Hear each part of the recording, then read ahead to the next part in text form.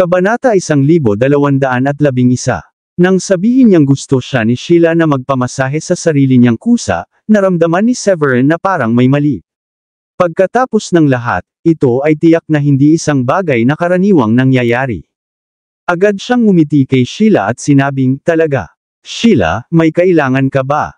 Sheila pursed her lips before she smiled awkwardly and said, "Sweetheart, I can't hide anything from you. Actually, gusto ko lang talaga matutunan yung secret technique mo na hinahayaan kang husgahan yung attainment ng iba. Pwede mo ba akong turuan ngayon?" Ngumiti si Severin at sinabing, "Natural na hindi problema iyon, ngunit hindi ko ito magagawa ngayon. Maituturo ko lang ito sa iyo kapag ikaw ay isang profound master na. Higit pa rito, ang lihim na pamamaraan na ito ay pangunahing ginagamit upang makita sa pamamagitan ng pagkamit ng mga mas mahina kaysa sa iyo. Napakatumpak nito, at makikita mo pa kung nasa tuktok sila ng isang tiyak na antas o kung nakarating lang sila dito." Habang sinasabi niya iyon, huminto sandali si Severin bago niya sinabing, "Kung ang taong iyon ay mas malakas kaysa sa iyo, makikita mo pa rin sa pamamagitan ng kanilang pagkamit kung sila ay isang antas lamang na mas mataas kaysa sa iyo. Gayunpaman, kung masyadong malaki ang pagkakaiba, napakahirap makita kung gaano sila kalakas. Gayun din, kahit na natutunan mo na ito, hindi ito magiging tumpak sa simula.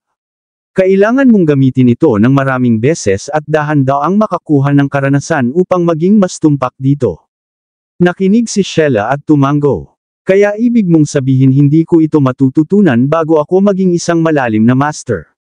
Gayunpaman, ang diskarteng ito ay talagang mahusay. Dapat kong subukan na maging isa sa lalong madaling panahon." Pagkatapos noon, parang may naisip si Sheila habang sinasabi niya kay Severin, "Tama, parang gusto rin matutunan ni Nancy ang sikretong teknik na iyon. Bakit pakiramdam ko ayaw mo talagang turuan siya?" Nang tanungin kanya tungkol dito, sinasadya mong baguhin ang paksa at sinabi mong pag-uusapan niyo ito sa hinaharap. Paliwanag ni Severin, "It's not that I don't want to teach her, it's just that the technique is quite special. Bago mo ito matutunan, kailangan kong gumamit ng dry needling sa ilang punto sa katawan ng isang tao. Ito ay karaniwang pagbubukas ng iyong ikatlong mata." Tanong ni Sheila na may kakaibang ekspresyon, "What's wrong about that? Sa tingin mo ba ay nag-aalala siya sa sakit? O ang lihim na pamamaraan na iyon ay hindi ka pani-paniwalang mahalaga at hindi mo nais na ituro ito sa sinumang tagalabas?" Nakita ni Severin na hindi naintindihan ni Sheila ang gusto nitong sabihin, kaya napagdesisyunan niyang maging prangka na lang, "Of course it's not about the pain. It's just that she would need to na mahiga sa isang bed ng hubad para sa dry needling. Kaya, walang problema kung ikaw ito, ngunit walang paraan na magagawa ko ito kung si Nancy, hindi ko ba makikita ang lahat noon?" Bakas sa mukha ni Sheila ang realization at tumawa siya. "Kaya iyon ang dahilan. Naisip ko na ito ay isang bagay na hindi mo gustong ituro sa mga tagalabas. Sige, hindi muna ako kailangang magpamasahe. Let's just get some rest," sabi ni Severin at agad na niyakap si Sheila, naghahanda ng gagawin. "Seryoso ka bang gusto mo ulit?" Biglang mapait na sabi ni Sheila. May nakakalokong ngiti sa mukha ni Severin. "Napakaganda ng mood ko ngayon.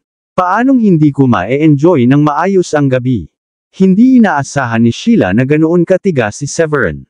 No wonder sobrang saya ni Diane na makita silang magkasama noon.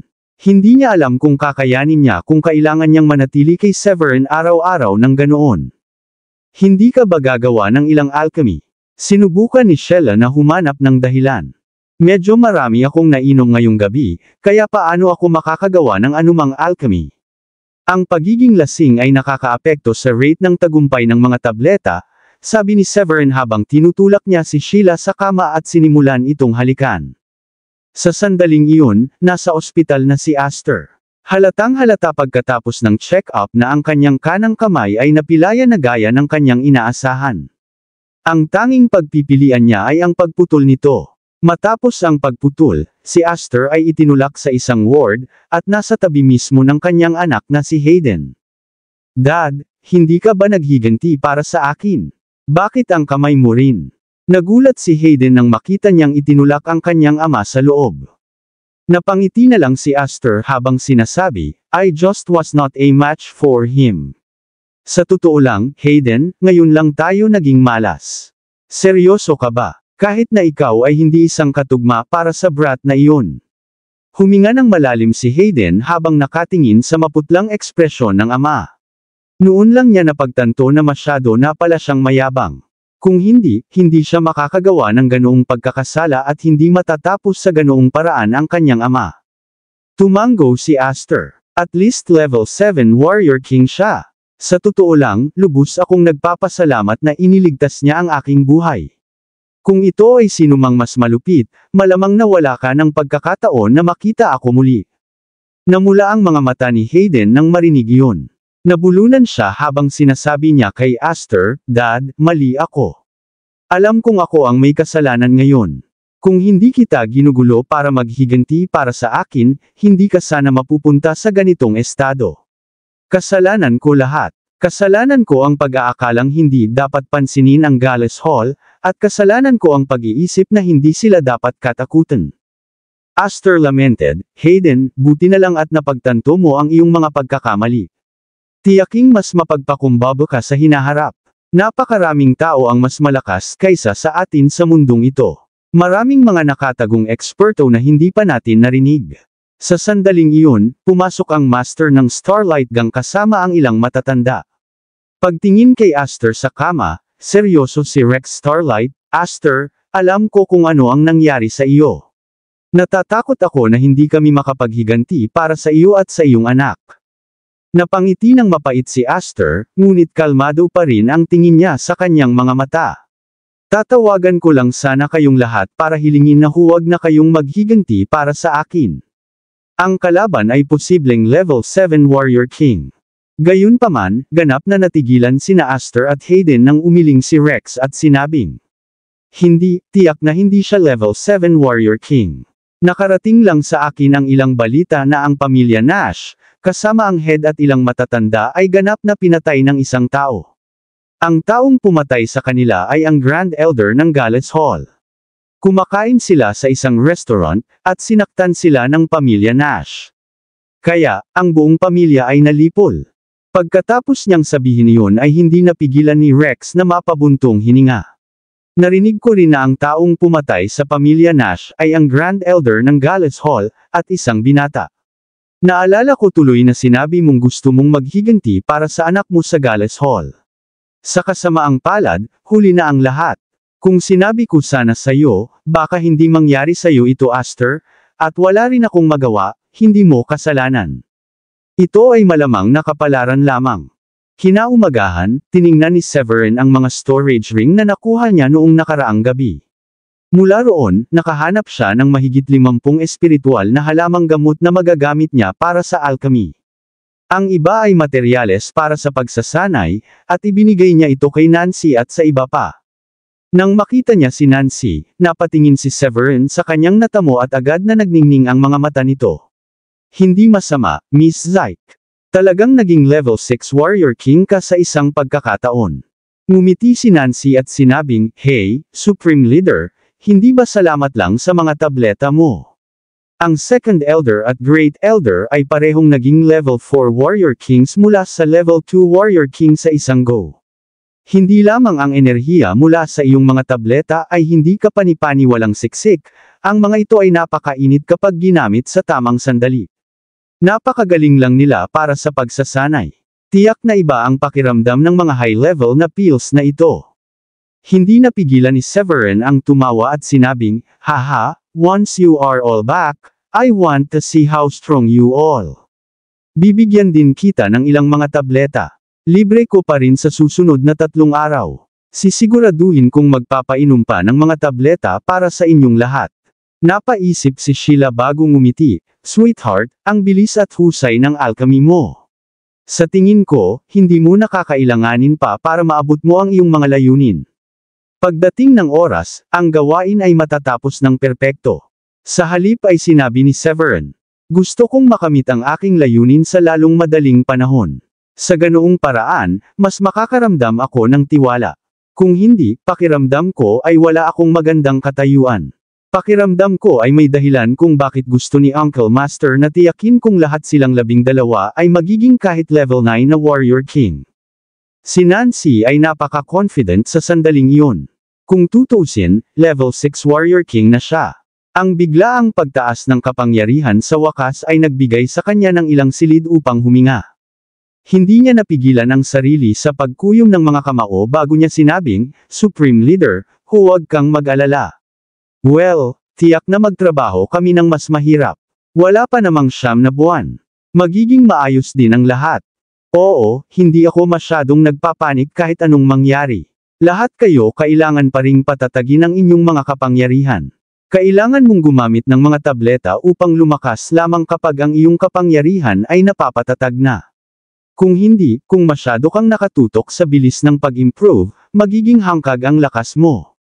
Kung ganoon ang kaso, hindi ako makakalayo. Malayo ang mararating ng mga may matatag na pundasyon, tumanggo si Severin bilang paalala. Oo, naiintindihan namin. Tumanggo si Nancy. Bigla siyang may naisip habang nagpahiwatig, Supreme Leader, ang iyong sekretong pamamaraan na makapagpapakita sa iyo ng lakas ng iba ay napakaganda. We just broke through, at masasabi mo agad. Talagang hinahangaan kita. Tumanggo ang dakilang elder at sinabing, totoo yun. Nakakapagtaka kung makikita ko kung gaano kalakas ang mga kalaban ko sa larangan ng digmaan. Natural na alam ni Severin na gusto nilang matutunan ang pamamaraan mula sa kanya, ngunit mabilis niyang binago ang paksa.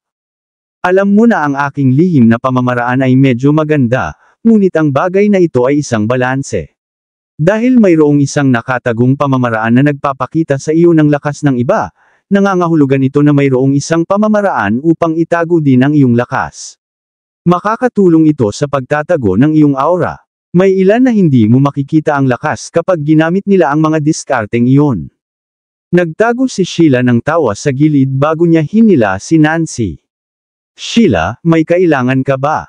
Hindi maiwasang itanong ni Nancy kay Sheila. Bakas sa mukha niya ang pagtataka nang hinila siya palayo ng walang dahilan. Sa wakas ay inilapit ni Sheila ang kanyang mga labi sa mga tainga ni Nancy at mahinang sinabi sa kanya kung bakit ayaw ituro ni Severin ang lihim na pamamaraan. Matapos marinig ang paliwanag, medyo namula ang mukha ni Nancy bago niya sinabing, tiyak na hindi. Kaya ayon, hindi nakakagulat na ang kataas-taasang pinuno ay patuloy na nahihirapan sa kanyang mukha. Mukhang dapat kalimutan ko na lang ang pag-aaral ng teknik. Samantala, tinakpan ni Sheila ang kanyang bibig at natatawa na sinabing, don't be in such a hurry. Paano ka mabilis sumuko? I feel like that if it's such a good secret technique, it's not really a big deal to show him your body for a bit. Lalong namula ang mukha ni Nancy sa matatapang na salita ni Sheila. She rolled her eyes at Sheila before said, Sheila, what are you even saying? I still a pure maiden. How could I just show my body to someone else? Hindi ko magagawa iyon kahit na ano. Udyok ni Sheila sa kanya. Hoy, hindi ka lang nagpapakita ng katawan mo sa kahit kanino.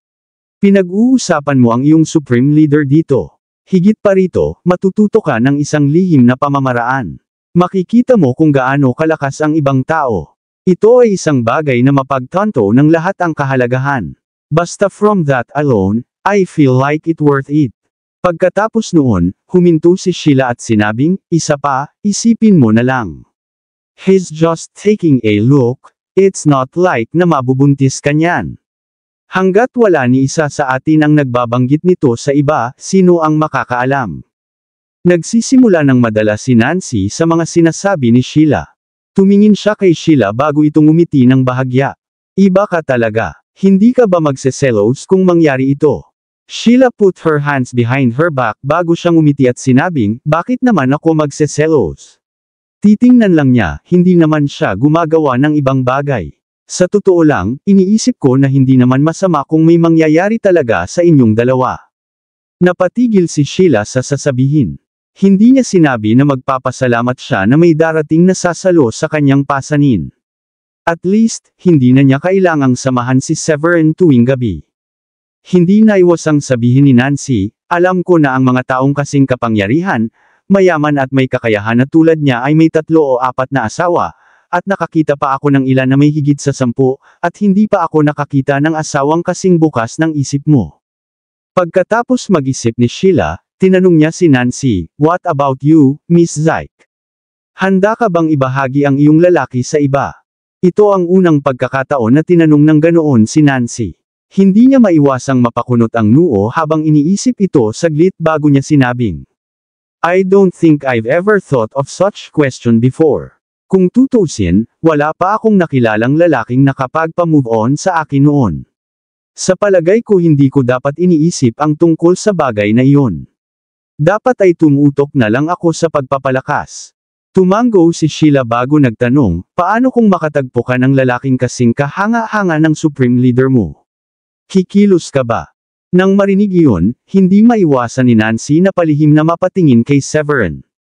Pakiramdam niya ay medyo bumilis ang tibok ng puso niya.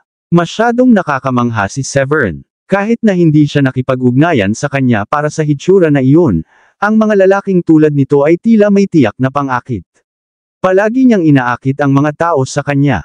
Gayunpaman, ang isang taong kasing kahanga-hanga niyan ay hindi isang taong maglakas loob niyang isipin na makakasama niya. Ang tanging magagawa niya ay igalang siya. Biglang tanong ni Sheila na ikinagulat niya. Kabanata 1215. Siya ang asawa ng Supreme Leader. Is she trying to test me by asking something like that? Biglang may naisip si Nancy at naramdaman niyang bumibilis ang tibok ng puso niya. Bigla siyang ngumiti ng alanganin habang sinasabi, "Madam, nagbibiro ka siguro. Ang kataas-taasang pinuno ay isang taong aking sinasamba at iginagalang. Subordinate lang niya ako, kaya paano ko siya iisipin sa ibang paraan? At top of that, I really don't think I'm worthy of him." Hindi inaasahan ni Sheila na ganoon ka kumbaba si Nancy. She rolled her eyes and said, "Tingnan mo lang. Miss Zyke, ang ganda mo, paanong hindi ka karapat-dapat sa kanya? Higit pa rito, medyo malakas ka. Sa tingin ko medyo disente ka. Sheila, ano ang pinagbubulungan niyong dalawa? Magsha-shopping ako, sasama ka ba sa akin?" Sa sandaling iyon, sumigaw si Severin kay Sheila. Siya nang, the moment na narinig ni Sheila ang salitang shopping, nagliwanag ang mga mata niya nang sabihin niya kay Severin, "Syempre gusto kong mag-shopping. Hintayin mo ako." Pagkatapos noon ay agad na tumakbo si Sheila kay Severin. Sa sobrang bilis, magkahawak kamay na silang dalawa. Sa pagtingin sa kanilang dalawa ay nagdadala ng sobrang sweet sa isa't isa, nakaramdam si Nancy ng kakaibang inggit sa kanyang puso. Pakiramdam niya ay medyo nagugulo ang kanyang puso matapos ang mga biglaang tanong ni Sheila. Pagkaraan ng mahabang sandali, sa wakas ay umiling siya at tinapik ang kanyang mga pisngi bago sinabing, "Nancy, oh Nancy, ano ba ang iniisip mo? Dapat focus ka lang sa training mo. Hindi ito isang bagay na dapat mong pinapangarap." Sa sandaling iyon, naglalakad na sina Severin at Sheila sa kalsada sa labas. "Sheila, ano ang ibinulong mo kay Miss Zyke?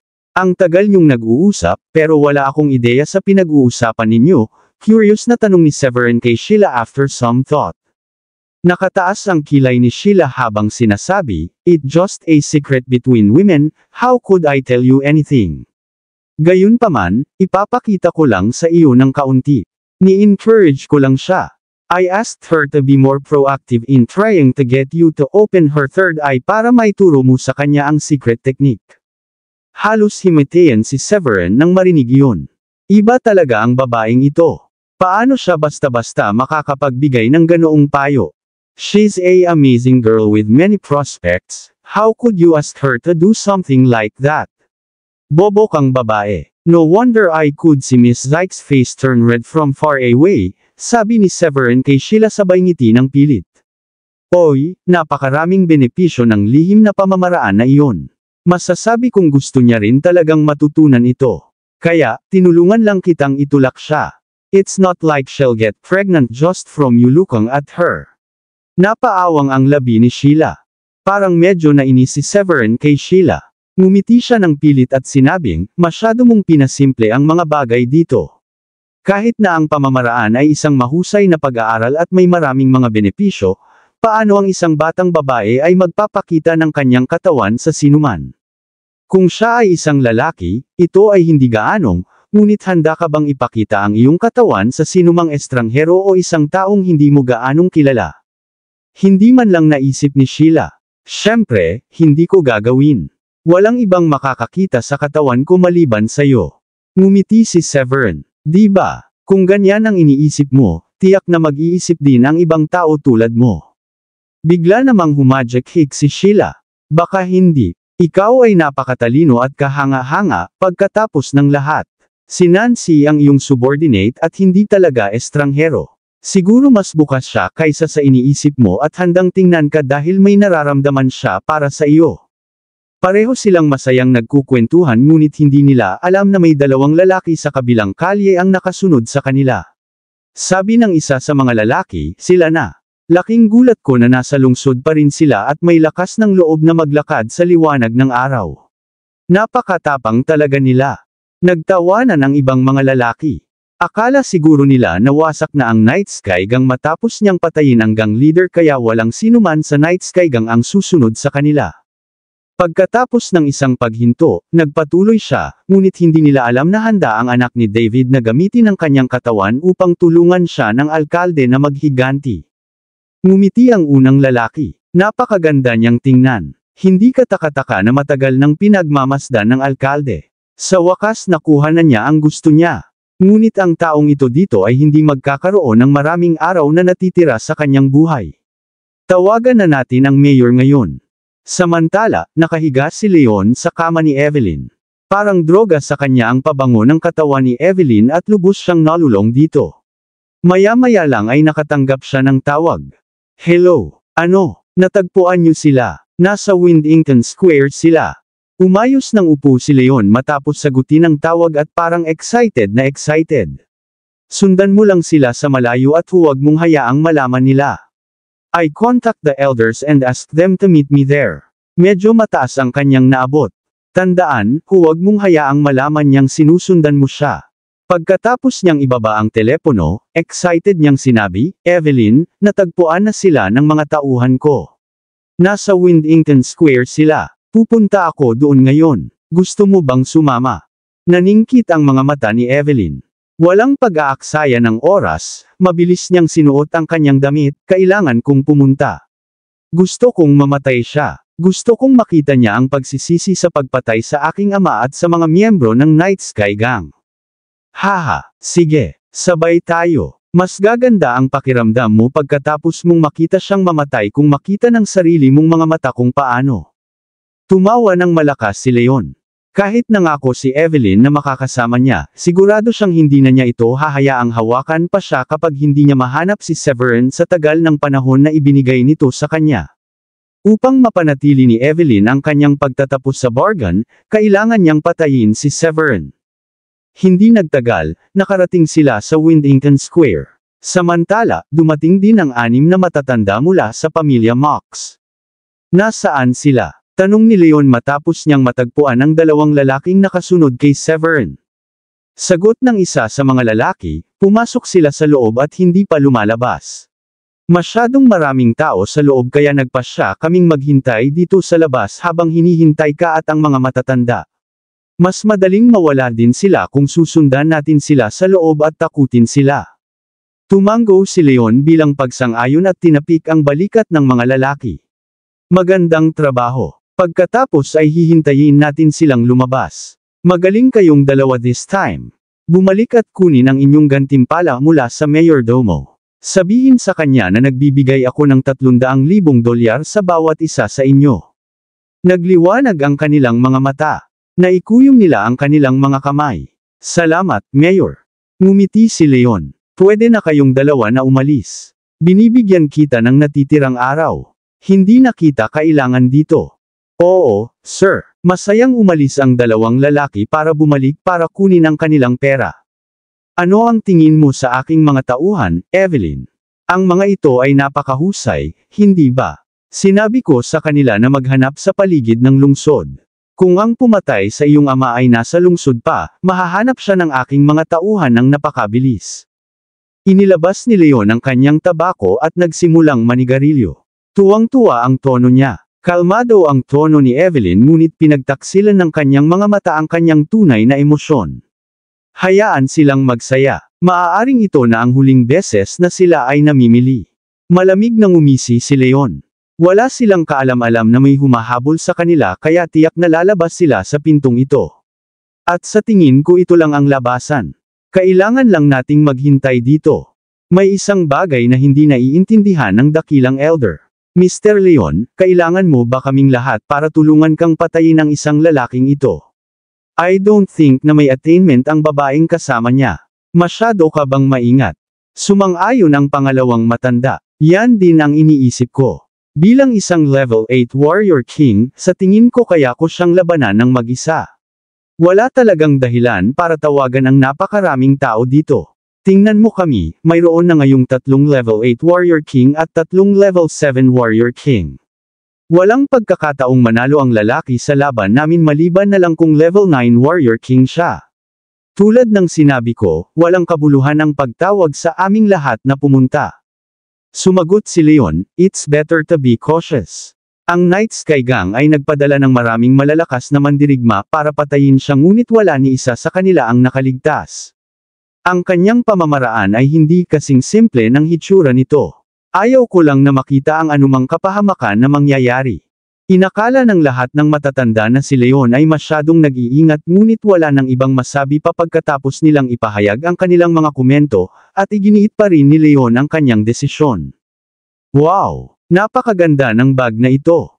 Kasya ito kay Dayan. Gusto kong bilhin ito para sa kanya. Matapos mamili ng ilang sandali, nakita ni Sheila ang isang bag na nagustuhan niya.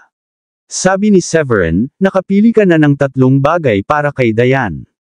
Bakit hindi ka bumili ng isang bagay para sa iyong sarili?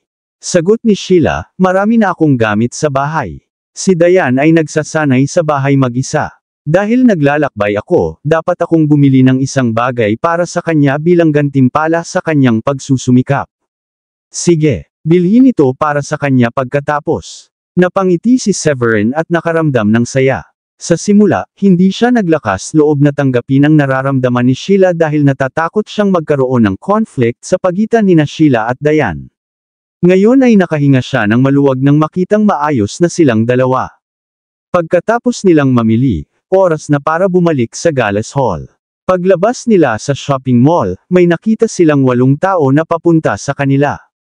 Napatingin si Severin sa kanila at kumunat ang noo. Hinahabol ba nila tayo?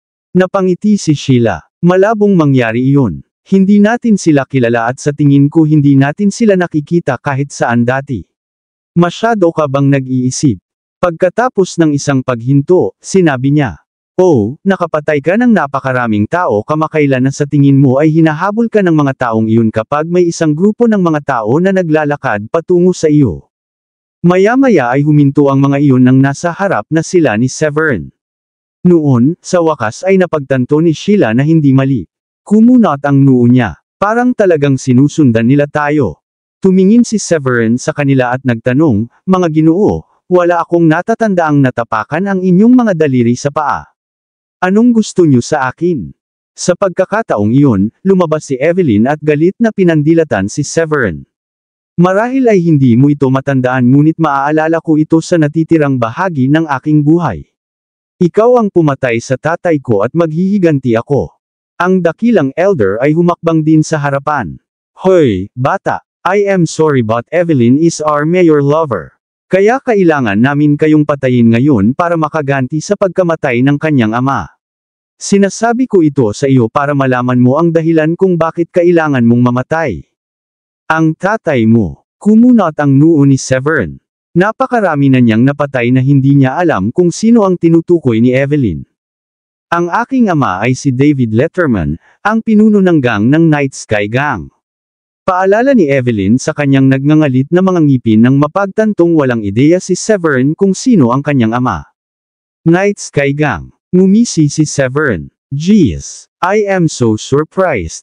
Ang Nine Dragon Mansion ay talagang tumutulong sa isang hindi makatwirang gang na nagdudulot ng kaguluhan sa lungsod at nang aapi sa mga mamamayan. Hindi ka ba nahihiya sa iyong sarili kung malaman ito ng ibang tao? Napaawang ang bibig ni Leon. Hoy, bata, ang pagsasabi ng mga iyon ay hindi magliligtas sa iyo. Ako ang alkalde ng lungsod na ito, si Leon Mock. Sa palagay ko hindi ka mula sa lungsod na ito. Wala kang karapatang sabihin sa akin kung kaninong panig ako dapat o magkaroon ng anumang sasabihin tungkol sa sitwasyon sa lungsod na ito. Pagkatapos ng isang paghinto, nagpatuloy siya, ngunit paano ka nang ahas na pumunta dito at magpanggap na isang bayani at gumawa ng kaguluhan sa lungsod na ito? Wow! Ang galing mo talagang makonsensya ang biktima. Ngumiti si Severin at ayaw nang mag-aksaya pa ng oras sa pakikipag-usap kay Leon. He cut to the chase, so sigurado ka bang gusto mong pumanig sa Night Sky Gang? Siyempre, si Evelyn ang aking babae at ang kanyang ama ay ang aking biyenan. It's normal and reasonable na gusto kong maghiganti. Matuwid na sabi ni Leon. Walang bakas ng kanyang nararamdamang kakaiba o mali na ang isang mayor ay tumutulong sa isang tiwaling gang. Sige, dahil pinilit mo, hindi kita pipigilan. Maaari kang magsisi sa huli. Tumango si Severin na may masamang tingin. Maraming salamat sa lahat ng sumusubaybay. Please subscribe and follow my YouTube and Facebook channel, Filipino Novel. Maraming salamat po. Ang mapanghamak na ugali na ipinakita ni Severin ay naging dahilan upang ang iba ay hindi komportable at hindi masaya. Lahat sila ang pinakamalakas mula sa Nine Dragon City Mansion. Gayunpaman, patuloy silang hindi pinapansin ni Severin kahit na alam na niya kung sino sila. Hoy, bata, gusto mo pagsisisihan namin sa huli? This is the first time I heard someone talk to me like that. Isang level 7 na matandang warrior king ang nagtaas ng kanyang kamay na may espiritual na enerhiya na dumadaloy sa paligid ng kamao. Ipapakita ko sa iyo kung sino ang magsisisi sa huli. Ako si Kayden, ang pang-apat na elder ng Nine Dragon City Mansion, at una mo akong lalabanan. Mr. Kayden, huwag mo siyang patayin ng mabilis. Talunin siya hanggang sa hindi na siya makagalaw at masira ang kanyang tagumpay. Gusto kong ikulong siya sa kulungan, pahirapan siya araw-araw, at hayaan siyang mamuhay sa paghihirap sa natitirang bahagi ng kanyang buhay. Ayokong mamatay siya ng ganun kadali. Masungit na sabi ni Evelyn. Isang demonyong ngiti ang pinakawala ni Kayden. Don't worry, Miss Evelyn. Hindi yun magiging problema. Nang matapos siyang magsalita, ibinaba niya ang kanyang kamay upang magpakawala ng isang sinag ng espiritual na enerhiya. Ang espiritual na sinag ay hindi bababa sa 10 talampakan ng haba at ito ay mukhang napakatibay. Sa sandaling lumipad ito, gumawa ito ng isang whoosh sound effect. Nang si Severin ay lalaban sa pag-atake, alam niyang gusto siyang subukan ng kanyang kalaban. Ikinumpas niya ang kanyang kamay at lumikha din ng isang sinag ng espiritual na enerhiya upang lumaban. Pagkatapos ng isang malakas na pagsabog, 2 spiritual energy beam ang nawala. Bagay na bagay ang batang iyon. Hindi ko ini-expect na ganoon kagaan ang pag-atake niya. Gaya nga ng iniisip ni Severin, sinusubok lang siya ni Kayden. Mas naging seryoso ang mukha ni Kayden pagkatapos noon. Ikinuyom niya ang kanyang kamay para maglabas ng espada. Ganoon din ang ginawa ni Severin nang makita niyang naglabas ng espada si Kayden. Hoy, bata, mayroon kang magandang espada. Tiningnan ni Kayden ang espada ni Severin nang may katakawan. Kung mapatay niya si Severin, magiging kanya ang espada ni Severin. Nagpalitan ng tingin ang iba pang mga elder at nagsisi na hindi sila ang unang lumaban kay Severin, lalo na nang makita nila si Severin na may hawak na first-grade spiritual weapon. Oo, maganda itong espada dahil gagamitin ko ito para patayin ka, tumawa si Severin. Anak, sobra ka sa sarili mo. I don't think you have what it takes para patayin ako. Ngumisi si Kayden at mabilis na ipinasok ang kanyang espiritual na enerhiya sa kanyang espada. Ang espada ay nagsimulang gumawa ng nakakatinis at nakakainis na tunog ng tugtog ng ito ay napuno ng espiritual na enerhiya. Eagle Slay, sigaw ni Kayden at inihampas ang kanyang espada kay Severin. Pagkatapos ng sunod-sunod na pagsipol ng mataas na tunog ng agila, isang kalbo na agila ang lumipad patungo sa harapan ng mabangis. Ang Eagle Slay ay isang sky-grade medium rank technique. Madalas na ginagamit ni Kayden ang pamamaraang ito dahil napakalakas ng kapangyarihan at marami na siyang napatay sa pamamaraang ito. Kaya naman, lubos siyang kumpiyansa na kaya niyang patayin si Severin sa pamamaraang ito. Kabanata 1220.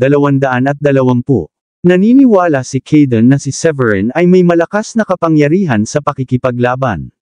Marahil ang pag-ataking ito ay hindi magawang patayin si Severin, at maaari pa rin itong masaktan ng husto na hindi na siya makalaban pa. Nakangising reaksyon ni Severin. Pagkatapos nito, ipinasok niya ang kanyang espiritual na enerhiya sa kanyang espada at ibinaba ang espada. Bilang resulta, lumikha ito ng Aura Blade. Ang talim ng aura ay nakipag-ugnay kasama ang espiritual na enerhiya at nagtungo kay Kaidan. Aura Blade lang ito at hindi man lang teknik. Sa tingin mo ba matatalo niyan ang teknik ko? Ganyan ka ba talaga katiwala sa sarili mo? Pinagmasdan ng mabuti ni Kaidan ang pag-atake ni Severin at ngumisi. Sa puntong iyon, wala sa kanya ang pag-atake ni Severin. Kung hindi mo susubukan, hindi mo malalaman. Nanatiling kalmado si Severin matapos magpakawala ng kanyang atake. Kung wala siya sa mood makipaglaro, dapat patay na ang kanyang kalaban ngayon. Nagbanggaan ang dalawang pag-atake. Sa hindi inaasahan, ang espiritual na agila ay napatay sa kalahati ng talim ng aura. Pagkatapos nito, nagpatuloy ang Aura Blade patungo kay Kaidan kasama ang natitirang lakas nito. Ang kapangyarihan ng talim ng aura ay mas mababa kaysa sa dati ngunit nakarating ito kay Kaidan sa loob ng ilang segundo. Hindi, imposible. Kitang-kita sa mga mata niya ang takot. Kahit kailan ay hindi niya pinangarap na ganito ang paraan ng pagkamatay niya. Anuman iyon, huli na ang lahat. Pagkalipas ng isang segundo, tinaga ng Aura Blade ang kanyang katawan at isang bukas na sugat na napakalalim na ang kanyang buto ay nakikita. Imposible. Napatingin siya sa dibdib niya. Bumulwak ang dugo mula sa kanyang bukas na sugat at ang kanyang kamiseta ay pumula. Pagkatapos, nahulog siya mula sa himpapawid. Nang mag-crash landed siya, patay na siya na may gulat na ekspresyon sa mukha. Ano? Napakadali niyang pinatay si Kaidan. Napalunok ang ikalimang elder. Nang tingnan niya ang katawan ni Kaidan, patuloy siyang nagdududa kung naghahalusinate ba siya. Kasabay nito, ang ika-anim na elder ay mukhang sobrang nalungkot. Ang kanyang natamo ay pareho kay Kaidan at sa ika-apat na elder. Gayunpaman, siya at si fifth elder ay bahagyang mas mahina kaysa kay Kaidan. Kaya, siya at ang fifth elder ay talagang nag-aalala tungkol sa kanilang sarili kapag si Severin ay maaaring patayin si Kaidan ng ganoon kadali. Ang iba pang tatlong matatanda na mga antas 8 haring mandirigma ay mukhang nag-aalala rin. Minamaliit niyo siya. Nagnganga ang ngipin ni Evelyn at saktong naikuyom ang kamao. Mr. Leon, dapat mong sabihin sa kanila na sabay-sabay silang umatake. Nakikita mo ba ang mga kahihinatnan ng pagmamaliit ng kapangyarihan ng kalaban at pagkilos ng labis? Ito ay isang malaking kawalan para sa iyong pamilya. Masyadong malungkot ang mukha ni Leon. Siyempre, nakaramdam siya ng sama ng loob at kalungkutan sa pagkawala ng level 7 Warrior King. Mga matatanda, malamang isa siyang level 8 Warrior King. Sa sitwasyong ito, kailangan ninyong magsama-sama at atakihin siya ng sama-sama. Itinuro ni Leon ang mga matatanda sa kanyang nagngangalit na mga ngipin. Huwag kang mag-alala. Sa pagkakataong ito, sabay-sabay silang umatake. Patay na siya for sure. Ang sabi ng Great Elder habang mahigpit na nakakuyom ang kanyang kamao. Oo, sabay nating atakihin siya. Ayaw kong maniwala na kaya niyang talunin tayong lahat. Ang pangalawang elder ay pinakawala ng kanyang malakas na vibe upang ipakita ang kanyang determinasyon na patayin si Severin.